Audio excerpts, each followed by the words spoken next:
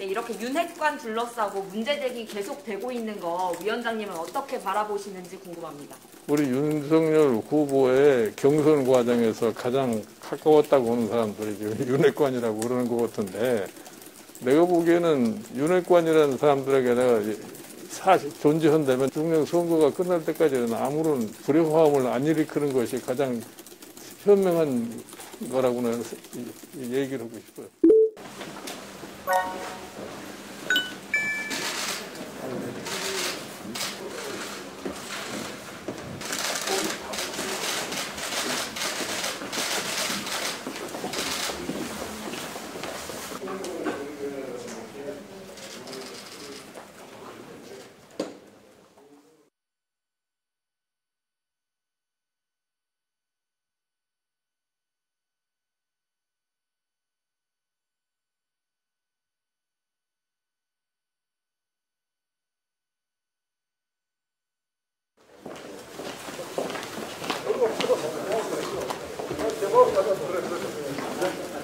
예, 위원장님, 이준석 대표가 방금 아침 라디오 인터뷰에서 위원장님을 제외한 모든 선대 인사들 사퇴해야 한다고 요구를 했는데요. 글쎄, 그거는 이제 우리 이준석 대표의 의견인 거고, 지금 시점에서 지금 총괄 본부장들의 사표를 받아가지고서 뭐 새롭게 구성한다고 했을 적에, 결국 가서 지금 현 상황에서 내가 총괄선대위원장으로서 새로운 그립을 잡아야 된다 하는데 의미 부여는 될지 몰라도 그 자체가 현실적으로 별로 이렇게 실효를 거둘 수 있는 그런 조치가 아니에요. 그러니까 지금 현재 뭐 총괄본부 6개가 있는 건데, 그게 새로운 소위 인물을 갖다 구한다는 것도 그렇게 쉽지가 않고, 내가 지금 내가 어저께까지 얘기한 대로 현 상황에서 어떻게 하면은 이거를 효율적으로 조직을 좀 재편성을 해가지고, 사람의 문제가 아니라 지금 현재 진행되고 있는데, 지금 아까 회의에서도 얘기를 했으지만 각자가 자기 업무에 대해서 좀 충실하고 자기가 맞지 않은 분야에 대해서는 딴 생각을 하지 않아야 돼요.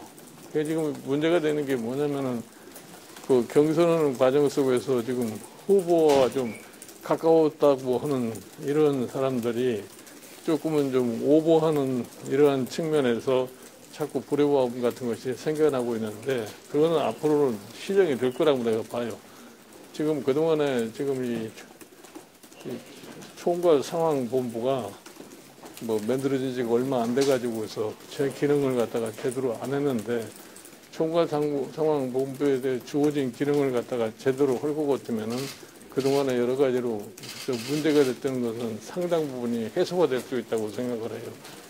그리고 이제 예를 들어서 지금 우리 후보가 지방순시도 댕기고 뭐 메시지도 얘기하고 하는데, 내가 보기에는 지금까지 후보가 어디 지역에 나가서 얘기하는 것이 그렇게 일반 국민에게 감흥을 주는 그런 메시지가 안 나오고 그렇기 때문에, 그런 것도 다시 새롭게 이제 조정을 해가지고서 실질적으로 이 후보의 얘기가 일반 국민에게 참 제대로 감흥을 줄 수 있는 그러한 형태로다가 메시지 관리도 하고 일정도 관리도 하고 그럴 거니까, 뭐 그런 식으로 해서 참 선대위의 효율을 갖다가 높여나가는 그런 방향으로 갈 거라고 생각해요.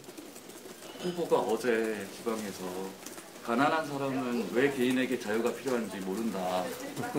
예, 들으셨을 텐데. 그거는 또 말실수를 한 것 같은데, 그러니까 이제 그게 표현을 어떻게 하느냐에 따라서 달리 해석할 수도 있는데, 그게 뭐 꼭 가난한 사람들이 자유를 모른다고 뜻이 아니라, 사실은 자유를 고갈하려면은 뭐가 좀 자기에게 있는 게 있어야지 그런 얘기를 할 수 있다 하는 그런 취지에서 얘기를 한 것 같은데, 그게 좀 잘못 전달이 된 거라고 생각을 해요.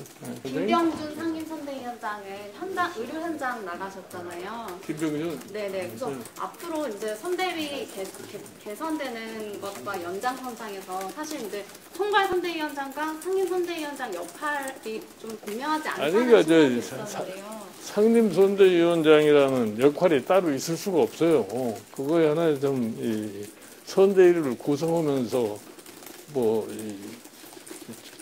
이준석 대표가 상임선대위원장의 역할을 한다고 이렇게 했기 때문에 상임선대위원장이 생기는 거지. 우리 당원 당규상 상임선대위원장이라는 제도가 없어요. 그러니까 상임선대위원장이 특별히 다른 역할을 갖다 갖는다고 하는 걸 얘기를 할 수가 없다고. 상임선대위원장도 총괄선대위원장의 산하에서 움직이는 거지. 뭐 자기는 따로 뭐 상임선대위원장이 특별한 역할을 한다고 생각하지 마세요. 그럼 김병준 위원장한테 좀 기대하는 역할이 있으세요? 김병준 위원장께서는 김병준 위원장이 자기의 독특한 특성을 갖다 가지고 선대위가 총선에 우리가 이 총선을 이기는데 어떤 기여를 할 것이냐는 스스로가 판단해서 하시는 거지. 거기에다 특별한 임무를 갖다 부여하거나 그럴 필요가 없어요. 그 이준석 대표가 장제원 의원 가리켜서 윤핵관이라고 하면서 부산을 벗어나면 안 된다 이렇게 언론 인터뷰를 아침에 했었거든요. 근데 이렇게 윤핵관 둘러싸고 문제제기 계속되고 있는 거 위원장님은 어떻게 바라보시는지 궁금합니다. 나는 사실 윤핵관이라는 사람이 어떤 사람들인지 몰라요. 그러니까 우리 윤석열 후보의 경선 과정에서 가장 가까웠다고 하는 사람들이 윤핵관이라고 그러는 것 같은데, 내가 보기에는 윤핵관이라는 사람들에게 내가 사실 존재한다면 내가 얘기하고 싶은 게 뭐냐면은, 그 사람들도 사실은 윤석열 후보가 대통령에 당선되는 것을 자기의 최대의 목표로 생각할 거 아니에요. 그러면은 자기네들이 잘못된 얘기를 막 번들여 가지고서 그것이 윤석열 후보 당선에 도움이 되느냐 아니냐 그거를 좀 깊게 생각을 할 것 같으면은 대통령 선거가 끝날 때까지는 아무런 불협화음을 안 일으키는 것이 가장 현명한 거라고는 얘기를 하고 싶어요. 네, 더 질문 없으면 이 정도로 하겠습니다. 고맙습니다. 오늘 10시 반에 부동산 세제 공약을 발표하려고 합니다. 우리 임태희 본부장님께서 아마 조금 추가로 말씀 더 하시겠습니까? 그 조금 있다가도 그 공약 발표를 원종 본부장님께서 하시잖아요. 예. 네, 그렇게 하다 보니까 후보의 공약이 뭔지 모르겠다라는 지적도 좀 있습니다. 계속 앞으로도 공약 관련해서는 원종 본부장님께서 발표를 하게 되시나요? 그렇지는 않을 겁니다. 예. 후보께서 직접 발표하시는 공약도 아마 있을 것입니다. 민주당의 송영길 대표가 네. 토론 얘기를 하면서 네. 윤석열 후보가 TV 토론에 더 응해야 된다 이런 취지로 얘기를 하고 있는데 네. 혹시 계획 같은 건 있으신가요? 저희는 법정 토론 체계에 추가로 더 해야 된다. 그 송영길 대표가 그 얘기를 하는 이 저희와 동기를 충분히 알고 있습니다. 풀어서 설명해 주시고요. 왜 그런 제의를 계속 언론에 대해서 하는지 알고 있습니다. 그래서 저희 그 선대위 입장에서는 또 후보께서 소화해야 될 일정이 있고 또 그거보다도 더 중요한 여러 가지 해야 될 이런 일들이 있으시기 때문에 그거는 그 선대위 저희 그 경중과 우선순위를 저희들이 조정하는 입장에서 우선순위에 그렇게 있다고 판단하지 않습니다. 자유 발언 외에도 윤 후보 어제 이제 호남 일정에서 구설이라고 제기됐던 그 문제는 제가 조금 설명드릴까요? 아마 저는 이제 그게 그 노련한 정치인 같으면 발언을 그렇게 안 하셨을 텐데 여러분들이 아마 이제 미국에서 아주 전통 보수의 그 자유의 가치를 중시하는 그 베리 골드워터라는 그 정치인이 있었습니다. 60년대에 활동하던 분인데 그분이 이제 보수의 양심이라고 보수가 추진해야 될 가치가 뭔가 그리고 바꿔야 될 게 뭔가 이런 내용을 그 아주 간략하게 써놓은 책이 있습니다. 아마 저는 그런 부분에 대해서 그 공부를 하셨는데 그 양을 그냥 빨리 말씀하다 보니까 저는 그렇게 했다고 보는데 이런 거죠. 예를 들면 조세를 많이 걷는 정부는 예를 들어서 여행할 자유 또 그것 때문에 어디 가서 같이 가족들하고 식사할 자유 그런 걸 제한하게 된다. 궁극적으로. 왜냐하면 소득이 줄어드는 거니까 조세를 이제 통해서. 그렇죠? 예. 그래서 이제 그 큰 정부라든가 큰 조세를 많이 걷는 경우에는 이제 결국 개인의 경제적 자유가 줄어들 수밖에 없다. 이제 이런 지적을 합니다. 그 이제 미국의 입장에서 60년대의 자유론자가 이제 그런 이제 과정이 쭉 되면서 미국에서도 그러면은 예를 들면 그 자유라고 하는 게 경제적으로 그 정말 먹고 사는 게 시급한데, 그죠? 먹고 사는 게 시급한데 경제적으로 어디에 의존할 수밖에 없는 그 사람의 경우에는 불가피하게 자유를 기속당할 수밖에 없다. 자기의 자유를 마음껏 행사를 못한다. 왜? 자기의 경제적인 어떤 그 여건 때문에. 그래서 우리 김정인 위원장께서도 아까 말씀하시고 우리 후보께서도 어느 정도의 국가가 그 사람들이 자유롭게 기본적인 이런 그 생활할 정도의 복지가 돼야 결국 우리가 소중하게 생각하는 자유도 그 사람들이 일종의 자유롭게 행사할 수 있고 그 자유를 일종의 이제 누릴 수 있다 이거죠. 그런 이제 그 자유에 관한 그 담론들이 있습니다. 이제 그런 과정에서 정말 어렵고 살기가 어려우면 자유니 뭐 평등이니 이런 거에 대해서 정말 생각할 겨를조차 없지 않느냐. 그래서 하는 게 너무 시급하기 때문에. 그래서 아마 그런 취지의 그 뜻을 그 얘기하다가 제가 볼 때는 표현이 그렇게 충분히 되질 않다 보니까 조금 그게 아마 이상하게 전달된 거 아닌가. 취지는 그런 취지의 그 진이다 하고 이렇게 이해를 해주시면 되겠습니다. 후보님 발언 관련해서는 어저께 저희 예, 공보단에서 그렇게 했죠. 나간 예. 내용들이 있기 때문에 예, 그 예, 내용을 예, 중심으로 말씀해 주시고요. 선거대책위원회 관련된 내용에 관해서 우리 본부장님께 예, 좀 예. 질문해 주시면 되는데요. 그 선대위 저는 왜냐하면 그 후보님의 그 발언의 진위를 충분히 짐작할 수 있기 때문에 제가 설명을 드린 거예요. 예. 그 선대위 회의에서 김종인 위원장님이 이제 임태희 시장님을 지목하시면서 이제 메시지를 후보가 직접 협의해달라라고 하셨잖아요. 총괄 상황본부에서 수렴해서 후보에게 메시지 직접 전달해달라고 예. 하셨는데 지금 제일 중요한 건 이제 일정 메시지 말씀이십니다. 네, 말씀 주세요. 거기에 대해서 가장 먼저 지금 바꿔야 된다고 생각하는 게 뭐라고 생각하시는지 어떻게 보면 주문을 하신 거잖아요. 지금까지 잘 안 된다고 생각하시는데 그 제가 이 일정과 메시지에 관련해서 이제 업무의 진행이 지금까지는 저희 그 상황실이 없는 상태에서 그 상황본부가 없는 상태에서 나올 때는 대개 이제 그 후보님과 여러 가지 일정에 대한 또 수요들이 많이 있죠. 그 수요들을 이렇게 이제 선택하는 그런 과정으로 좀 절차가 그런 절차로 이제 진행이 됐었습니다. 제가 파악을 해보니까.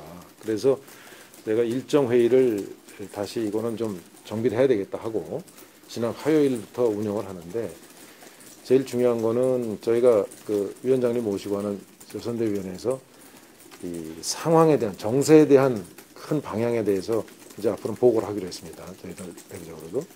그러면 원래 그런 방향에서 후보님이 지금 역점을 둬야 될, 예를 들어 지금 같은 건 뭐 이 코로나도 있고 또 부동산도 있고 뭐 이렇지만 지금은 약자와의 동행 일정을 주로 한다든가 이런 저희 그 이제 개념을 저희들이 설정을 하고 이제 그런 방향에서 일정도 이제 그 계획을 하고 또 그 계획에 따른 메시지도 그 일정에 부합하게 맞는 그런 메시지 준비되고 이래야 이게 이제 일관성이 있지 않느냐. 이제 그러다 보니까 그렇게 이제 앞으로는 해 나갈 것입니다.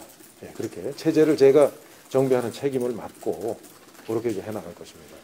그래서 종전 같은 경우에 그러는 과정에서 이제 그런 절차를 밟으면 예를 들어서 가령 아주 급하다고 해가지고 어떤 일정이 들어올 수가 있거든요. 그런 들어올 때 예를 들면 일정 담당자가 그런 논의 체계를 안 거치는 구조로 그 일정을 계획하다 보면 예상치 않던 일정이 들어오고 거기에 따른 메시지가 급히 준비되다 보면 그게 이제 일관성을 잃어버리는 이제 이런 좀 우려가 있어서 제가 그거를 그렇게 앞으로 운영하는 체제를 정비를 하겠다 하는 뜻입니다. 이게 그 총괄위원장님 말씀은 앞으로 그런 체제로 운영하겠다고 하는 이제 저희들 그 계획을 제대로 실천할 수 있게 그렇게 뒷받침해 주신 거라고 이해하시면 됩니다. 이 부분은 기본적으로는 저하고 그 권성동 사무총장이 함께 운영하는 일일 점검 회의가 기본 단위가 될 것이고 특히 그 중에서도 일정과 메시지는 저희들이 별도로 더 집중적으로 그런 논의가 가능해서 최종적으로 좀 결정되도록 하는 구조를 갖추려고 좀 생각합니다. 그 김건희 씨 관련 논란에 선대위에서 전략이 부재한 거다라는 이준석 대표 지적에 좀 동의하시는지 궁금합니다. 전략이 부재하다는 거는 다 나름대로 그런 거에 대한 이제 그 준비를 어떻게 하면 되고 좋겠고 하는 나름대로의 이제 그 생각은 있는데 이제 전략 자체를 공개하거나 이게 이런 논의가 되지는 않았습니다. 그 문제는. 그래서 언제든지 필요한 논의를 할 수 있는 체제를 갖추고 있기 때문에 저는 그 논의 체제를 갖추고 있는 것 자체가 전략이라고 생각합니다. 여당에서 문제 제기하는 발언들 중에 청년 실업 물어봤을 때 학교에서 돈 있는 거를 배웠는지라는 후보의 발언이 있다거나 이미 구직 앱 기술이 나와 있는데 그게 없는 것처럼 1, 2년 뒤에 이제 나오게 된다 이렇게 소개한 부분도 구설이라고 오르고 있는데 여기에 대해서 김부장님 입장이나 관련돼서는 오늘도 후보님 일정이 진행되고 있고 현장에서도 관련된 백브리핑 등이 있을 것이고요. 또 저희 내용들에 대한 질문이라든지 추가적인 설명에 대해서는 공보단에서 관련된 내용들 대응하고 있으니까 그렇게 가름 부탁드리겠습니다. 네, 고맙습니다.